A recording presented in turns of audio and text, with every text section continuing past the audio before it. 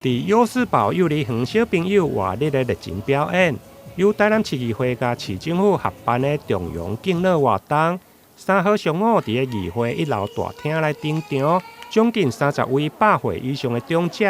伫个家属的陪同，一一来到台南市议会。其中年纪上大110岁黄燕阿嬷，伫个大汉孙的陪同，今年已经是第4届参加，相当的欢喜。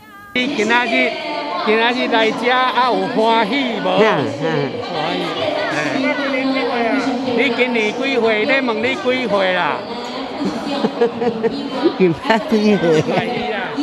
我阿嬷今年已经110岁了，然后她每一年来她都很开心，但是我们当然是家属也很开心啊，因为也难得有一位那么高龄的长辈让我们来孝顺。那我们也期待这个机会，也觉得说市政府办这个活动也很有意义。现场包括议长郭信良、副市长戴谦，以及立委陈廷辉甲侪位的议员，拢共同出席为长辈来祝福。今年祝咱人可贵，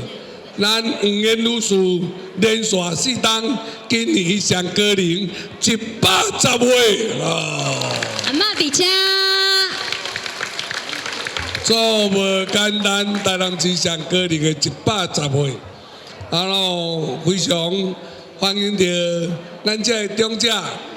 咱这今日时节带着伊来议会行行。咱的今日时节有足侪伫社会上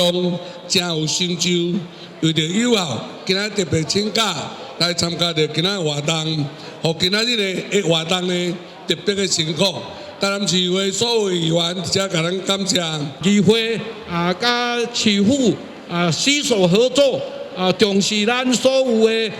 遮的长者疼惜咱遮所有的长者伫遮呢要肯定所有的长者的亲戚50子孙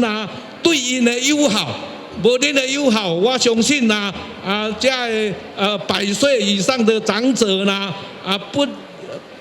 不容易这样的一个高龄继续的来服务我们社会看着我们台南市的